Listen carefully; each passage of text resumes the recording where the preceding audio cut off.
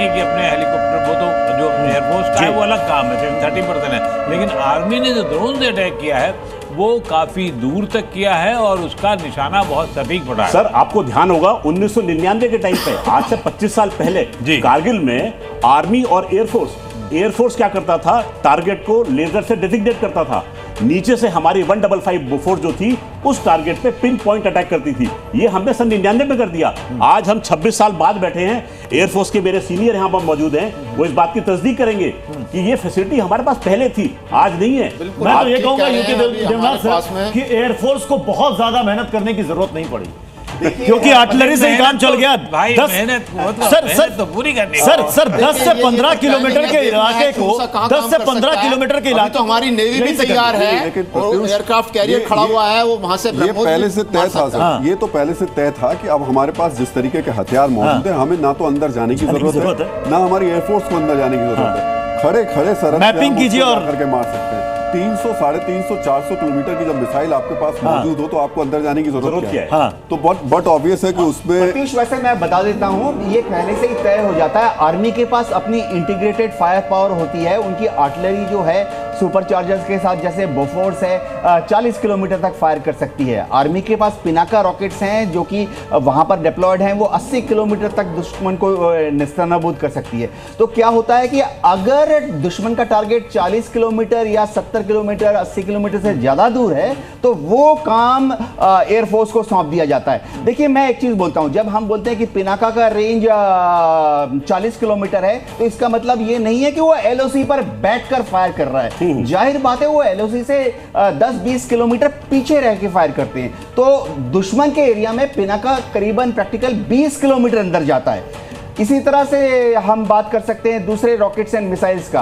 अब जैसे Indian air force है तो क्या होता है, तरीका ये होता है कि जॉइंट प्लानिंग सेल होती है, जहां आर्मी के जनरल्स और एयरफोर्स के हमारे सीनियर अफसर बैठ के प्लानिंग करते हैं कि कौन से टारगेट ऐसे हैं जो कि डेप्थ में हैं। डेप्थ बोला तो 80 किलोमीटर के आगे, तो ये सुनिश्चित किया जाता है कि वहां इन टारगेट्स को जो कि 80 किलोमीटर 100, 150, 200 किलोमीटर अंदर है उनको एयरफोर्स टेक ऑन कर लेगी।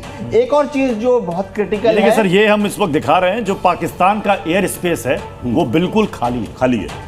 पाकिस्तान का एयर स्पेस बिल्कुल खाली है और कई एयरलाइंस ने यहाँ से अपनी उड़ानें जो है वो बंद कर दी, डाइवर्जन किया है। बीच में कभी कभी दिखेगा ना तो हो सकता है भारतीय मिसाइल उड़ती हुई आपको नजर आए, ये जरूर हो सकता है, लेकिन ये तो नहीं उड़ेगी। लेकिन एक इंपॉर्टेंट चीज ये है कि अब तक 100 आतंकी जो हैं वो ढेर हो चुके हैं, जो खबर आ रही है भारत के हमले में, और कई घायल हैं, ये इंपॉर्टेंट खबर है। मुझे लगता है इस वक्त ग्राउंड पे एक बार फिर से हमें चलना चाहिए, खासतौर से कश्मीर में जो हमारे सहयोगी हैं। अगर प्रमोद इस वक्त मौजूद हैं, प्रमोद एक बार ग्राउंड पर स्थिति बताइए, क्योंकि पुंछ से तो हमने देखा कि वहां पर एलओसी पर इस वक्त लगातार जबरदस्त तरीके से शेलिंग कर रहा है पाकिस्तान, लेकिन श्रीनगर में स्थिति क्या है, और श्रीनगर से आगे जब हम बढ़ते हैं कुपवाड़ा और बारामूला की तरफ, वहां स्थिति अभी क्या है? खालिद हमारे साथ जुड़े हुए हैं। खालिद, इस वक्त बताइए श्रीनगर की स्थिति, सिचुएशंस, आपके पास क्या इनपुट्स आ रहे हैं? देखिए बिल्कुल, मैं आपको बता दूं, जो नियंत्रण रेखा से सटे इलाके हैं वहाँ अनप्रोवोक्ड जो सीज फायर वायलेशन हो रहा है वह इस स्ट्राइक के बाद से लगातार हो रहा है। उससे काफ़ी सिविल घरों को जो है नुकसान भी वहाँ पहुँचा है, और यही हाल हम जो है पुंछ, राजौरी और करना ज़्यादा से ज़्यादा हिट हुआ है, और उड़ी के जो फॉरवर्ड पोस्ट है वहाँ पर हिट हुए हैं।